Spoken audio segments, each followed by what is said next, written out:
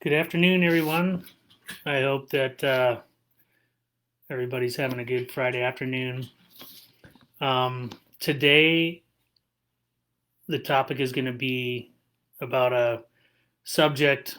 It's a peripheral nerve problem, and it's called Thoracic Outlet Syndrome. Um, so, a lot of times people will just abbreviate that as TOS, but that stands for Thoracic Outlet Syndrome. Now, um, I think first off, we should mention that there are basically three different types of thoracic outlet syndrome. Um, the first one, or two of them, involve vascular structures, and the third one involves nerve structures. So there can be a type of thoracic outlet syndrome which predominantly compromises return of venous blood from the arm back to the heart. And so that's called venous thoracic outlet syndrome. The other type of vascular thoracic outlet syndrome is arterial thoracic outlet syndrome, which is where the blood is impeded from entering into the arm from the chest area. And then the third kind is called neurogenic thoracic outlet syndrome, and that's where nerve structures, specifically the brachial plexus, and we'll discuss that in a minute in further detail, but the nerve structures that are coming out of the neck and going into the arm are compressed and under mechanical pressure. In terms of how frequent each of those types of thoracic outlet syndromes are, turns out that about 5% of cases involve either venous or arterial thoracic outlet syndrome. So those are actually pretty rare variants of thoracic outlet syndrome. The other 95% of thoracic outlet syndrome is the neurogenic kind, where nerve structures are being compressed.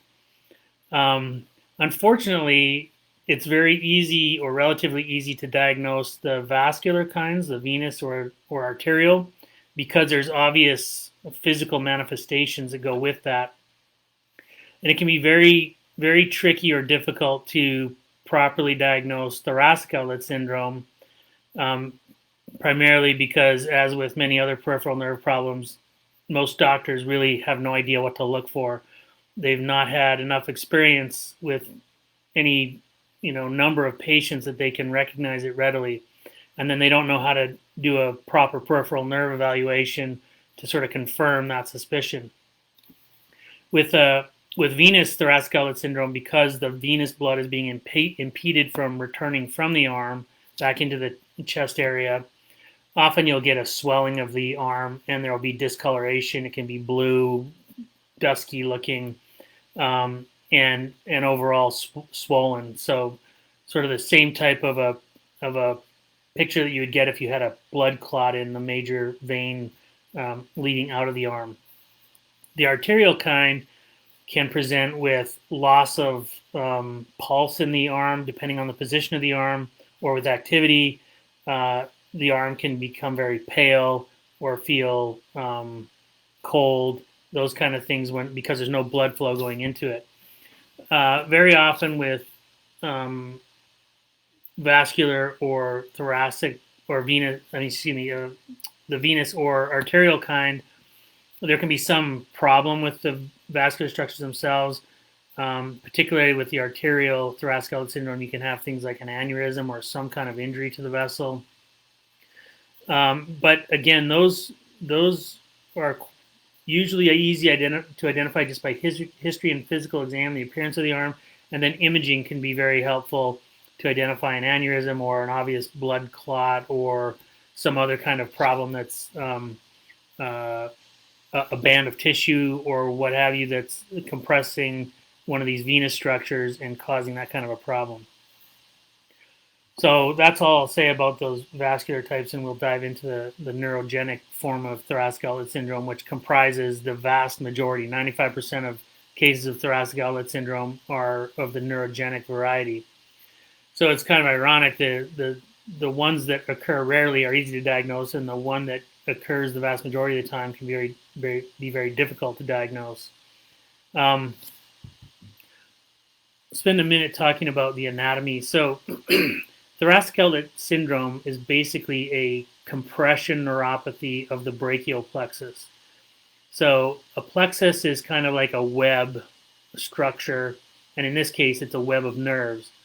The brachial plexus is essentially comprised of the nerve roots C5, C6, C7, C8, and T1.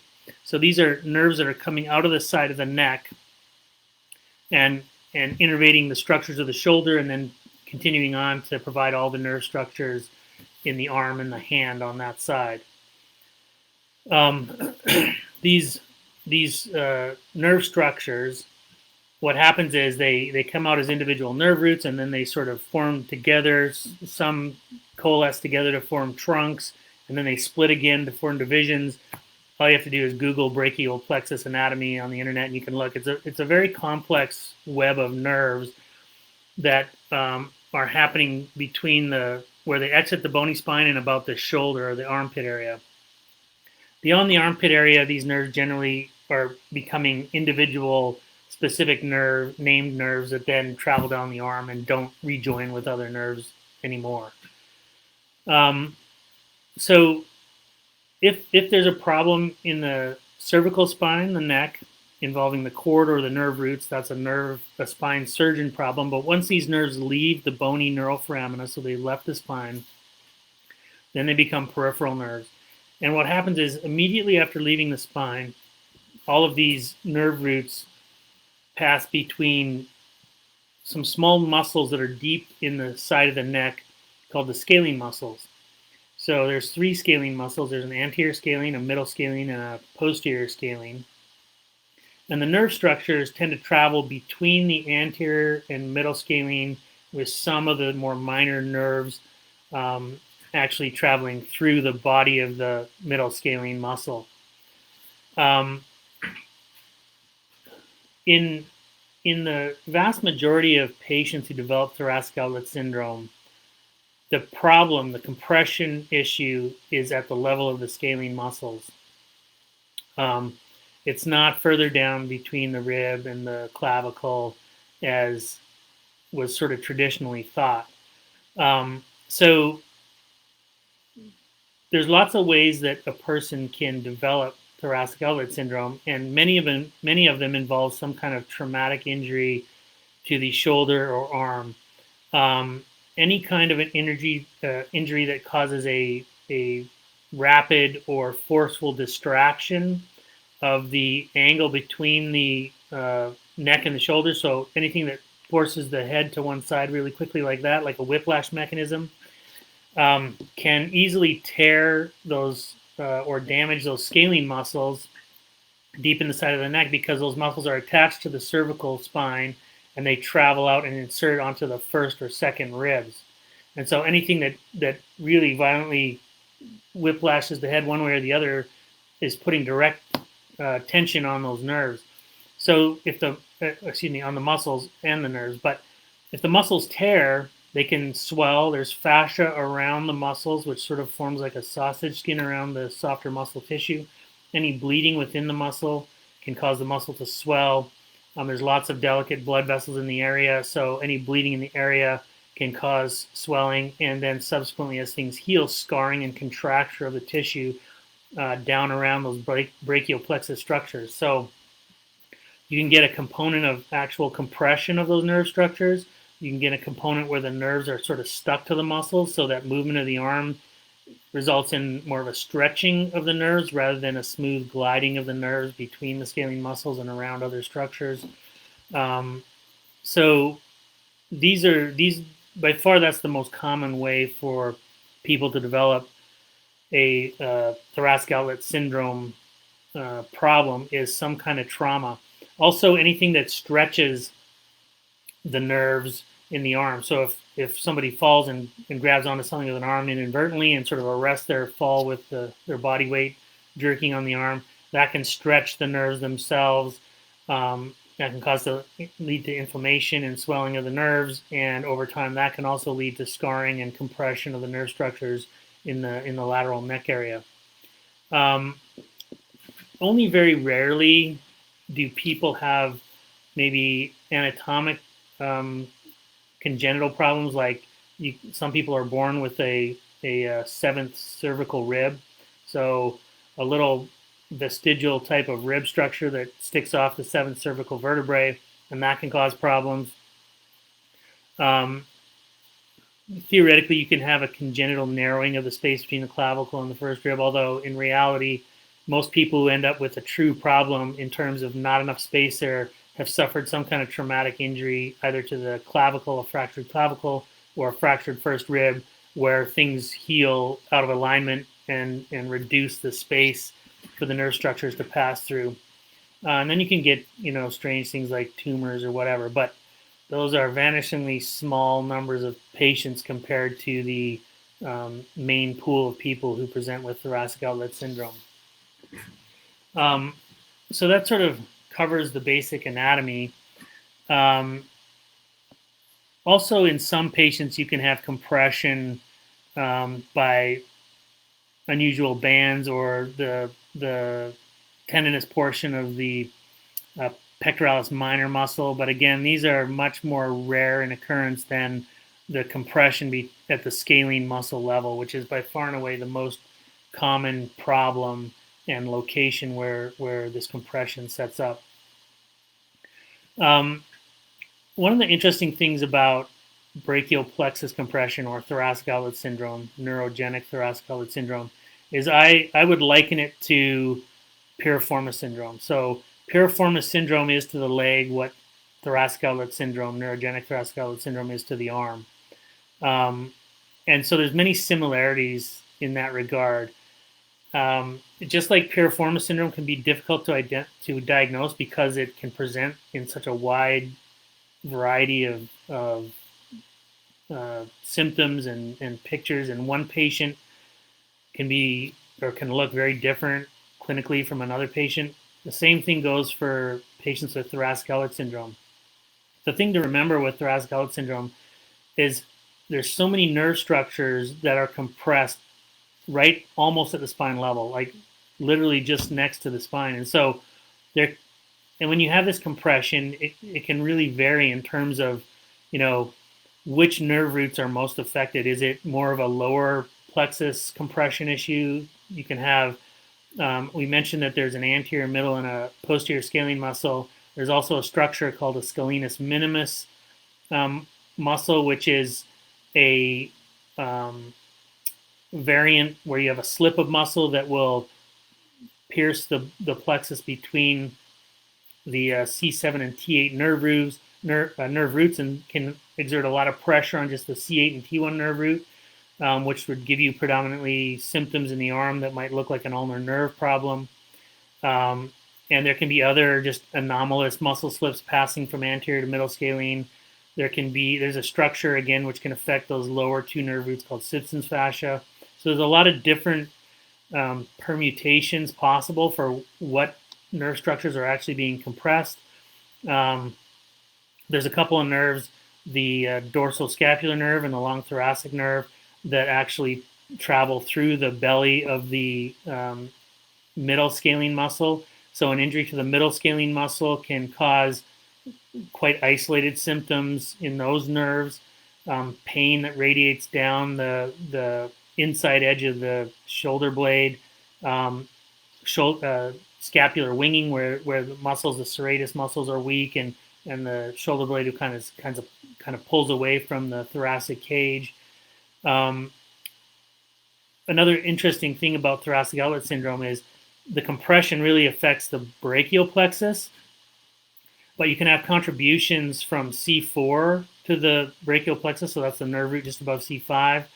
And so tight scalene muscles will often produce symptoms in the cervical plexus as well, which is the nerve roots just above C5, so C4, C3, C2. Those nerve roots make up the cervical plexus. And so patients with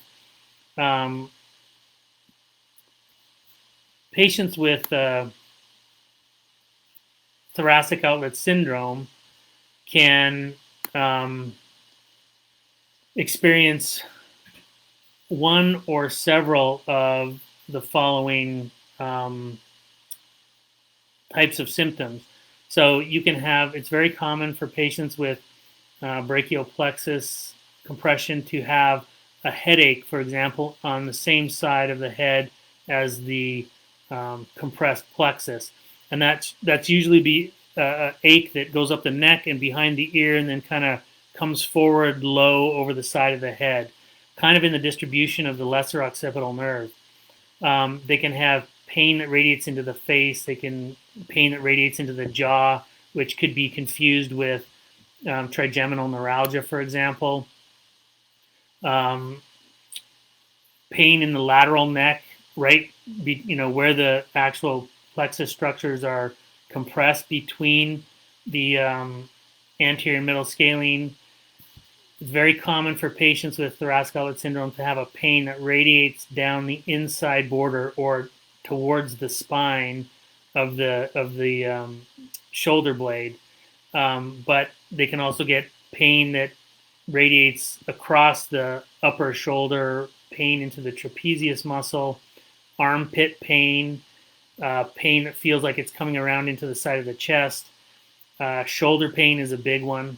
Very often, patients with thoracic outlet syndrome are misdiagnosed as having primarily a orthopedic shoulder problem, and often they will undergo shoulder surgery without any benefit.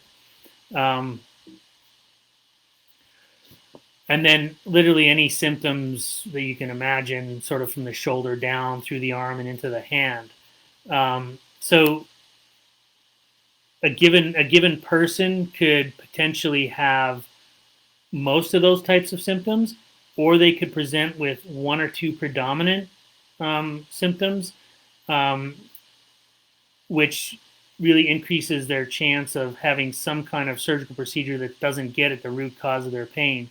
If their symptoms are very predominant in the lower forearm and hand, very often they'll see hand surgeons who will focus on nerve compressions distally in the forearm and hand. So they might do ulnar nerve surgery at the elbow. They might do a carpal tunnel release.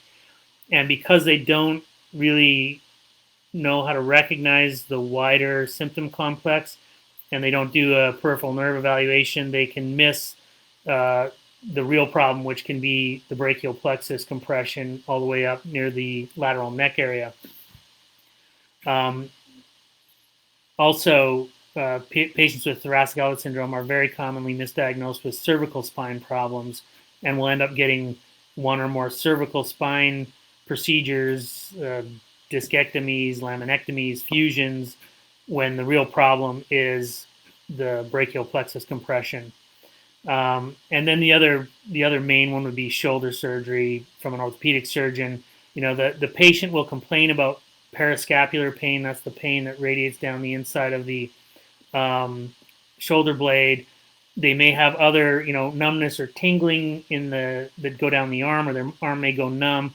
But their main pain issue may be pain that's in the vicinity of the shoulder, and the patient will tend to focus on the pain symptoms at the expense of other symptoms. And then if you're talking to an orthopedic surgeon who doesn't really know what to ask or what to look for, they generally very quickly sort of get blinders on, and now everybody's focused on the 64-year-old gentleman who has shoulder pain, and when they do an MRI of his shoulder, he has a little bit of a labral tear and an osteophyte in there, and it's like it's obvious, right? It's shoulder problems. So they go and they do shoulder surgery on him, and lo and behold, post-op his problem's worse. It didn't help his shoulder pain at all, and now he has worsening symptoms. And this is very typical if you operate on somebody who has a peripheral nerve problem, in this case thoracic outlet syndrome, but you do the wrong surgery, but near the real problem. Very often it makes the compression of the peripheral nerves worse and the patient more symptomatic post-operatively. So again, thoracic outlet syndrome is a lot like piriformis syndrome. It's just that thoracic outlet syndrome is the arm and piriformis syndrome is the leg.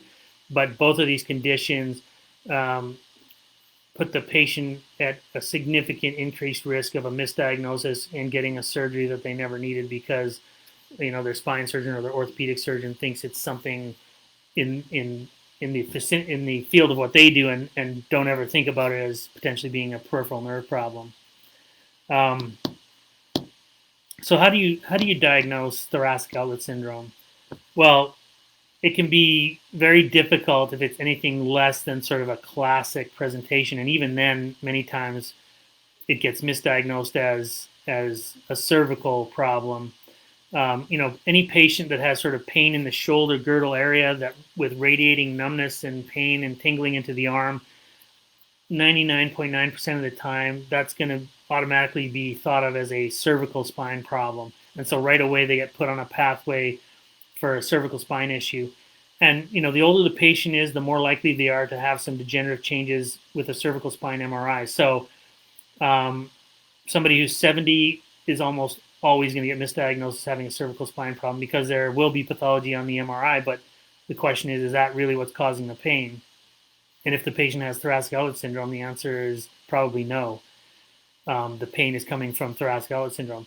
If, on the other hand, it's a 25-year-old male who was in a car accident and, 6 months down the road or a year, they're having these horrible symptoms in the arm and weakness and all the rest of it, but their MRI of their neck is normal, then it'll be much more confusing picture for the treating physicians because nobody wants to fuse the cervical spine of a 25-year-old, and if the MRI is relatively normal, then they're just sort of baffled as to what's going on, generally speaking.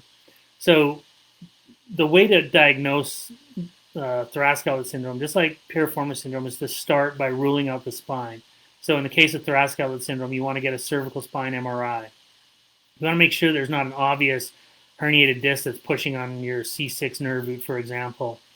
But again, just like with piriformis syndrome, compression at the spine level should typically produce a radicular pattern of pain, whereas a brachial plexus compression is non-radicular and can be much more anatomic, but it can be a little more confusing maybe than even piriformis syndrome in terms of the anatomy. So it's important to be able to recognize something that's likely radicular versus not radicular when you're dealing with thoracic outlet syndrome. And then the MRI is an indispensable part of that workup. You have to have the MRI of the cervical spine. Getting an MRI of the brachial plexus itself, even an MR neurography, tends to not be that useful most of the time. Now, there is a radiologist in San Francisco who's developed some advanced techniques with MRI imaging to try and identify, clues that would point towards a thoracic outlet syndrome. But generally speaking, a run-of-the-mill MRI is not going to be very useful. At least it's not going to be useful in making the diagnosis of neurogenic thoracic outlet syndrome. Imaging, like an X-ray, can be useful to rule out a seventh or a cervical rib. An MRI can be useful in ruling out something unusual, like a tumor or a mass, and it can be useful to, if there's a history of trauma with a clavicle fracture or a first rib fracture, it can be useful to assess that space and see if there's an obvious deformity of the clavicle or the first rib that might be causing the problem. And that all can be taken in the context of the mechanism, the onset of the symptoms, what happened, how long is the time frame being, how have the symptoms progressed, and all that. It's always dangerous to take any single data point out of context. It's important to look at all the data you have together. So cervical spine MRI is crucial. Imaging of the brachial plexus is probably not going to be that useful. By far and away, the history, again, just like with any other peripheral nerve problem, a careful, meticulous history by someone who knows what to look for, and then a careful, comprehensive upper extremity peripheral nerve evaluation will make the diagnosis of thoracic outlet syndrome, in conjunction with a negative MRI of the cervical spine, 99.5% of the time, you're going to be accurate on that. And there's certain things you look for when you do a peripheral nerve evaluation. You test all the muscle groups carefully, and you actually directly examine the brachial plexus via palpation and percussion. and it's pretty clear when somebody has a compression. And these are simple things, but just things that regular doctors, hand surgeons, spine surgeons, they never do it. They're never taught to do it. They don't know how to do it. And so they don't do it. And so they're always sort of left guessing. If it's, the hand surgeon who is faced with somebody who has neurogenic thoracic outlet syndrome will often sort of by default focus on more distal nerve compressions that may show up on an EMG. Like somebody has thoracic outlet syndrome and they get an EMG, it'll almost never pinpoint thoracic outlet syndrome, but it might come up with a carpal tunnel syndrome. And again, you can have more distal nerve compressions that are existing in conjunction with a more proximal thoracic outlet syndrome, just like somebody who has piriformis syndrome can also have a compression of the common perineal nerve down by the knee, etc. And so a lot of times, if the hand surgeon is the one doing the workup, they will identify these more distal peripheral nerve issues and may operate on those. But generally speaking, the patient's not going to do very well if they have a significant thoracic outlet syndrome upstream from that location. So just to summarize, to diagnose, I guess there's one other thing I didn't mention, which is another thing that can be useful is something called an interscalene block. So just like a little bit different here in that with piriformis syndrome, you're injecting the piriformis muscle. With an interscalene block, you're putting local anesthetic around the nerves between the scalene muscles, and just see what that does. Kind of numb things up and see if that takes away the pain. If the problem is really from the spine, that shouldn't help the pain very much. And I don't get those scalene blocks too often because it's usually pretty clear if the MRI is normal, the MRI of the cervical spine. If that's normal, then usually history and a physical exam will complete the diagnosis, and there's no need to subject the patient to the small amount of risk that's involved with doing a scalene block. Scalene blocks are commonly done for orthopedic post-op pain control reasons, for shoulder surgery or other elbow surgery, because it just makes the arm numb. So to summarize for diagnosis, an MRI of the cervical spine is critical. That's non-negotiable. You need to have that. And then a careful history and a peripheral nerve examination will make the diagnosis clear in 99+% of patients who have neurogenic thoracic outlet syndrome. Sometimes MRI imaging of the brachial plexus or interscalene blocks can be used in specific situations to try and clarify things a little bit. Sort of already talked about common things that thoracic outlet syndrome can be confused with, and those fall into three main categories, which would be some kind of problem at the cervical spine, a shoulder problem, or a more distal peripheral nerve problem, at the elbow down level of the arm. And so somebody who has true thoracic outlet syndrome will most likely get diagnosed with one of those three things rather than actual thoracic outlet syndrome. And that kind of brings us to treatment and what can be done in that regard. And so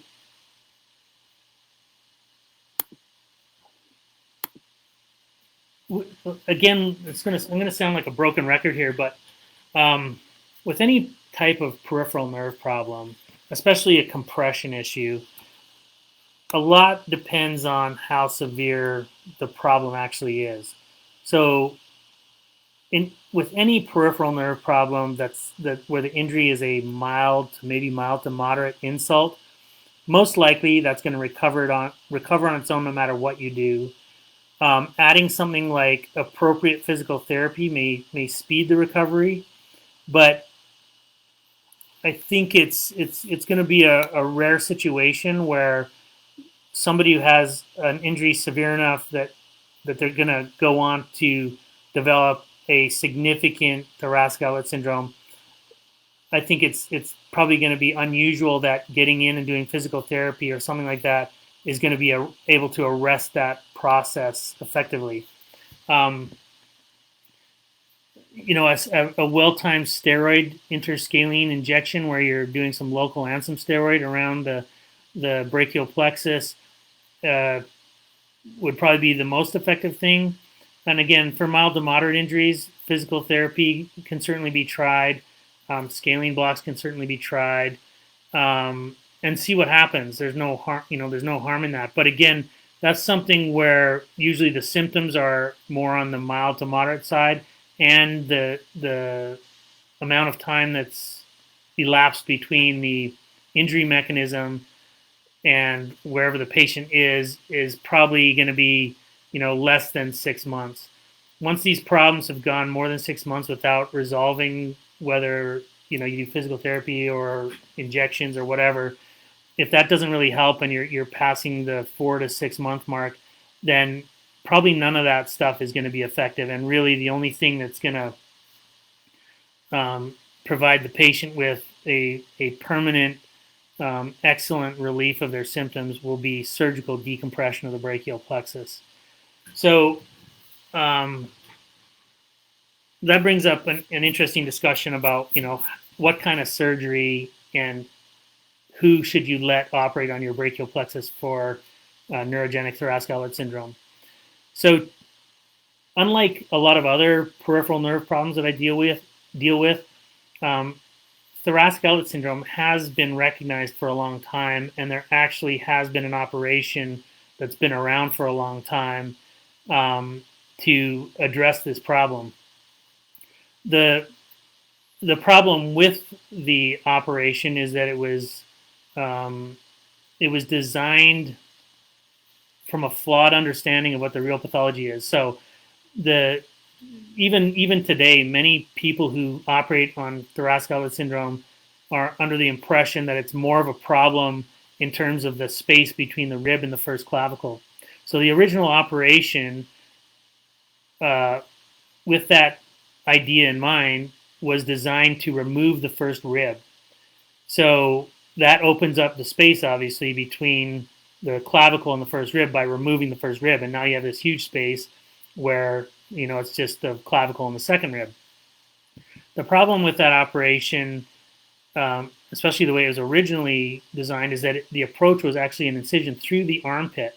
So you're starting, anatomically speaking, you're starting miles away from where the real problem is, which is the scalene muscles, and you have to pass through or beside all of the nerve structures that are coming out of that thoracic. Really, it's the inlet, but they call it the outlet for purposes of the disease name. And then there's the big vein and the big artery that goes into the arms right there. So it's a very risky operation. You can have a bad bleeding complication. You can injure other nerves trying to take out the first rib.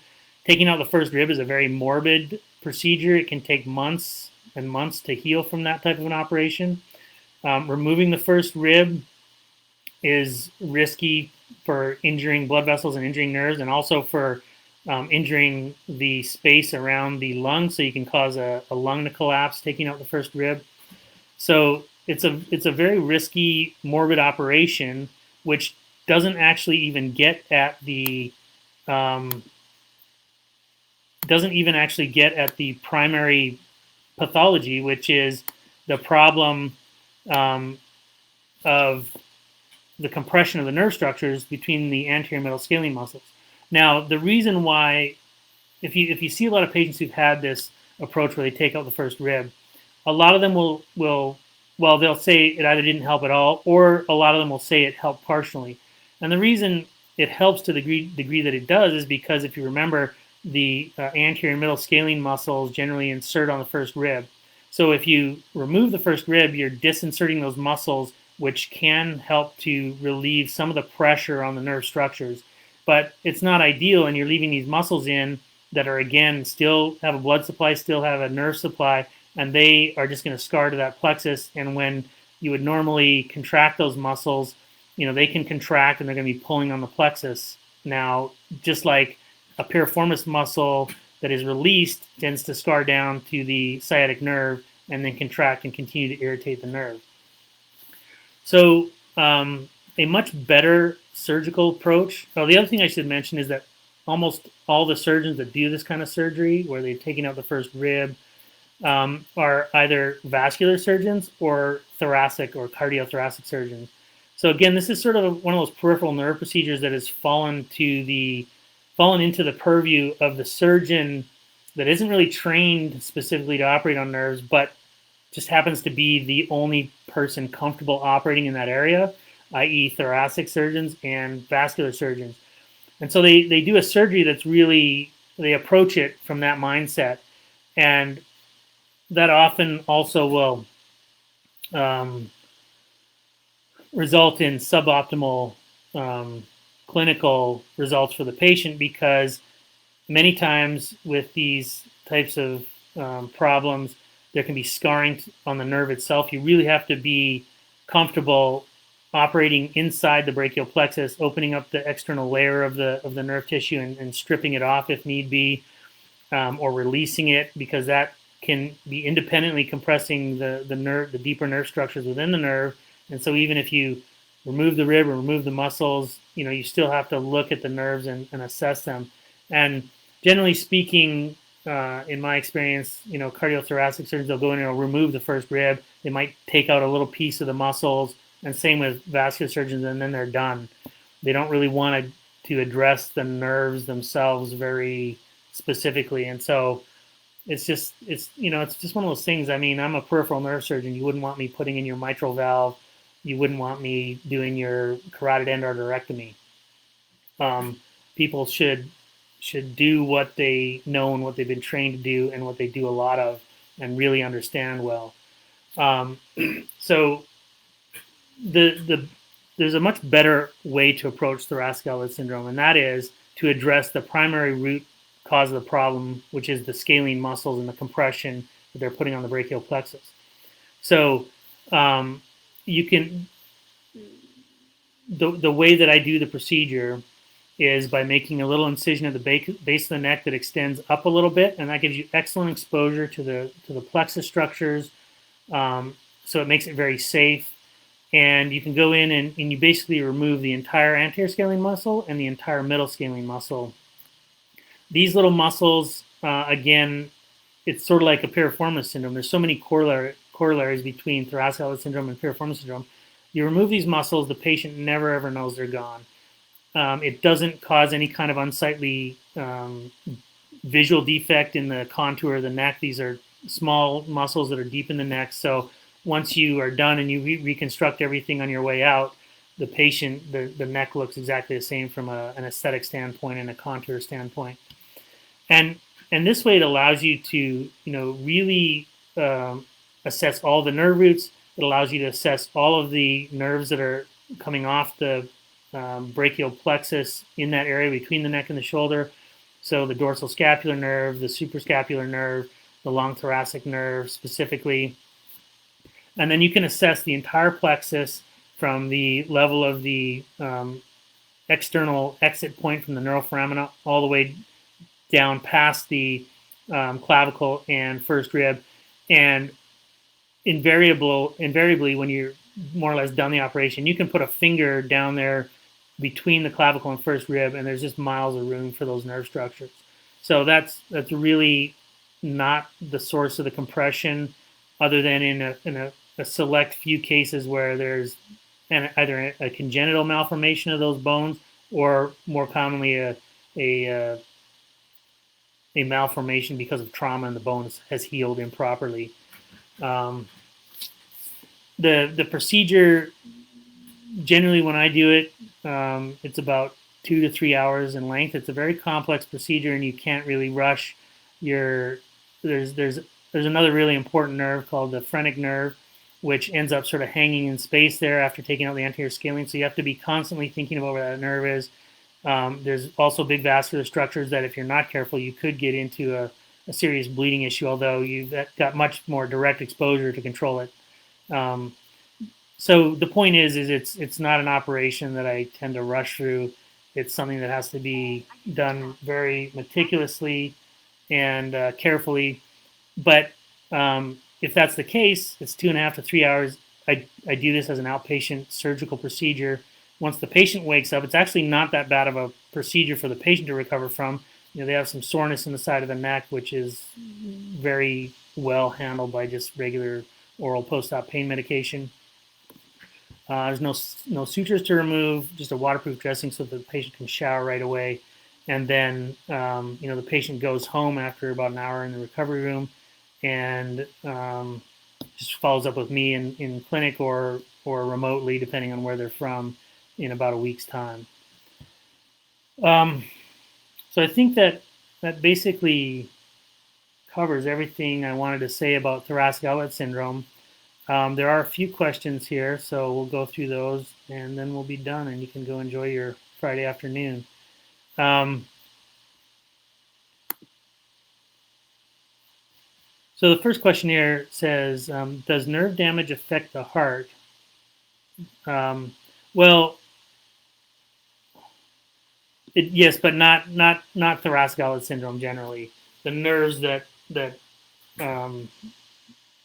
affect the heart and the way it beats and stuff are not part of the nerves that become the brachial plexus and innervate the shoulder and arm area. So technically speaking, yes, if you damage the right nerves or damage the spinal cord at the right level, it could affect the function of the heart. But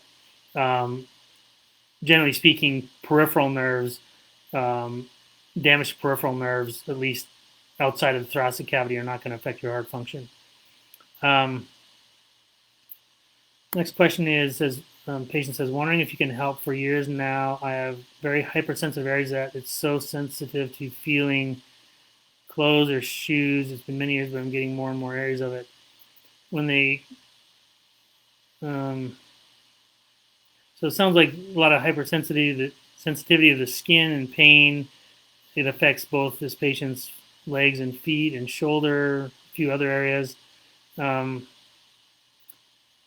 The skin appears normal, but the patient experiences these sensations. From this description, it's a little bit hard for me to say whether you have a peripheral nerve problem or not. Certainly, it's not outside the realm of possibility. A lot of peripheral nerve problems, whether they be, so there's some people that can develop multiple compression neuropathies. So these are patients that have most likely there's probably something metabolic going on at baseline. Sometimes you can identify that, like diabetes or hypothyroidism, but many times you can't.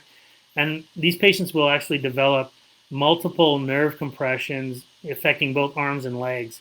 And so that can produce all kinds of strange manifestations, areas where the skin is hypersensitive or painful to the touch, aching in different areas and all that. And these patients will appear absolutely normal to any physician who doesn't understand peripheral nerve problems. Imaging will show nothing, all that. So really, in a situation like that, you would need to see somebody who understands these types of peripheral nerve problems and have a physical examination. And that would clear up a lot, actually, because you can tell right away if there's evidence of the nerves being compressed at the locations where they're capable of being compressed.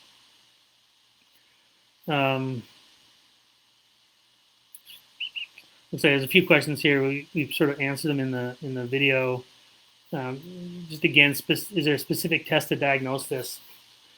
Not really. Not that's well known amongst mainstream medicine. You'd have to see somebody who understands how to diagnose these from a peripheral nerve standpoint. But things that are often done when people have symptoms that could be thoracic outlet syndrome. So cervical pain, shoulder pain, numbness and tingling in the arm going numb, et cetera, et cetera. Very often they will do MRIs of the neck and EMG/nerve conduction studies, electrodiagnostic studies. Those are probably the two most common things that are done. And, if it's thoracic outlet syndrome, those things will invariably come back saying that everything's normal. So there is not a good, readily utilized test to diagnose thoracic outlet syndrome. The person here says, define radicular versus non-radicular. This can be a little bit hard to describe verbally, but if you just if you go on Google and just Google the word dermatome, DERMATOME, you'll get pictures back that show like a human figure that looks like it's been all sliced up into slices like a loaf of bread, and these different bands. Sometimes they'll be different colors, or they'll be different and numbered differently. And when you're looking at a dermatome map of the body, each of these bands represent a specific spinal nerve. And so if you're having pain or symptoms that are radiating in a dermatome pattern, the pain should really correspond to one of these strips, and that should correspond to whatever level the MRI shows as having a herniated disc and pushing on a specific nerve root. So if you kind of understand the pattern of where like a C6, how a C6 nerve root compression, where the pain would run down the arm versus a C8 nerve root compression, then right away you can get a sense. So this is probably coming from the neck, and then you need the MRI of the neck, obviously. With the brachial plexus compression or a nerve root compression further down to where you're only getting a specific nerve, like the ulnar nerve, then downstream it's much more easy because the symptoms are going to be very specific to the anatomic distribution of that nerve, what part of the forearm and hand that nerve innervates. The compression of the brachial plexus level can be, again, more difficult to pick up because, it's like it can have features that might mimic a dermatome or a nerve root compression problem, plus features that might look like a more distal nerve root compression. So the bottom line is it can be very difficult to, let me put it this way. The bottom line is that everything just looks like a dermatome issue and a spine issue to all spine surgeons and all other doctors, essentially, because they don't understand the differences and the nuances to separate peripheral nerve issues from spinal issues. Question. This is a good question. Have you ever seen a thoracic outlet syndrome case where there have been no known trauma? And the answer to that is yes. If you go on the Mayo Clinic website, they talk about something.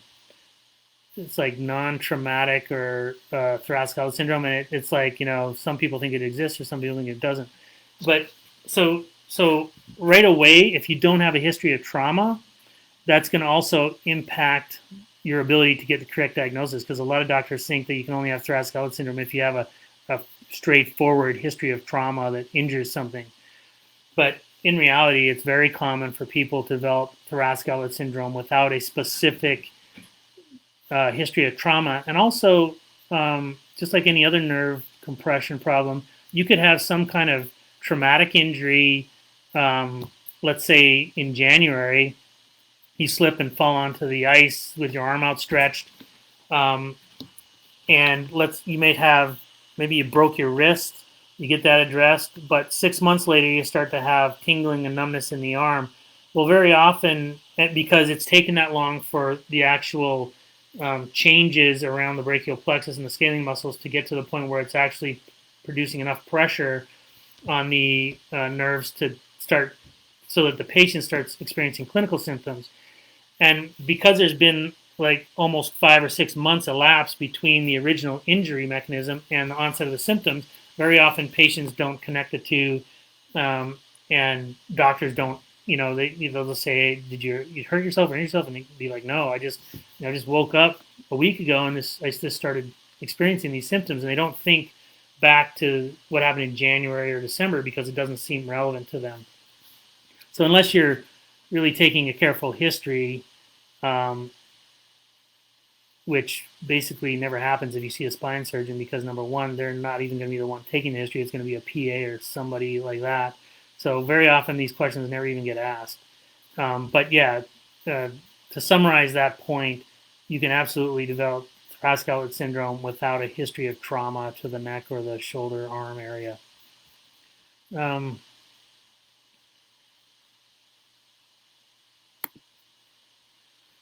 Question here, I think it was the last question. It says, what is your opinion of targeted nerve blocks using only local anesthetic for occipital neuralgia and muscle spasms in the upper back versus a cortisone injection? So let me handle that part of the question first. So it's important to understand that most people who are doing these injections are pain management doctors. And pain management doctors don't think in terms of really diagnosis. They think in terms of trying to give you some kind of temporary relief from your pain until you come back and see them again in 2 weeks or in 4 weeks and get another injection. So when you're trying to diagnose peripheral nerve problems or sources of pain, you should not use a steroid in that initial injection. The reason being is if, let's say you have sciatica pain and the cause may be piriformis syndrome, or you have pain in the arm and the cause may be a thoracic outlet syndrome. If I take some steroid and let's say for the person with buttock pain with pain radiating down the back of the leg, if I take that steroid injection and put it into your shoulder, it might make the pain down in your leg go away.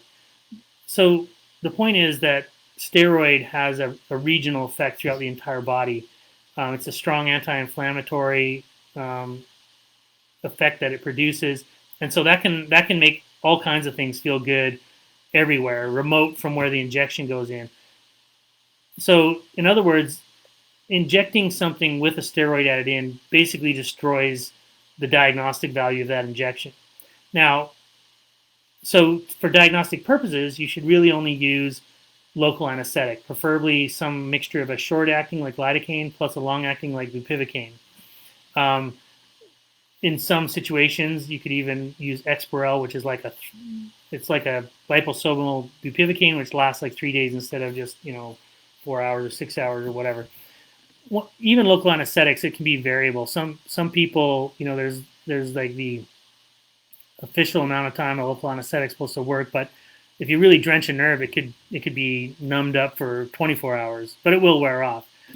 So for diagnostic purposes, when you're trying to pinpoint which nerve or what structure is the source of the pain, you don't want to use a steroid. You just want to use a local anesthetic. You're not expecting for prolonged relief, but you want to get some kind of break in the pain, even a couple of hours, especially if the pain is constant, or if there's a specific thing that you can do to elicit the pain. You have the block, you do that thing, and the pain doesn't show up. That's very good, information diagnostically. Now, after the diagnosis, then if you want to have steroid injections to try and make that pain relief, last a week, a month, 6 months, a year, and there's no real way to predict how long that might last, then, by all means, go for it. There's no problem with doing that. Obviously, you can't get steroid injections too frequently, probably 3 to 4 times a year max, because if you're getting steroid injections constantly, it can suppress your body's ability to make its own steroid chemicals, and that can be bad. So it has to be done appropriately. But some people can nurse these types of problems along for months or even years with appropriate steroid injections. That tends to work better probably for arthritis issues versus peripheral nerve issues, but there's no harm in trying it.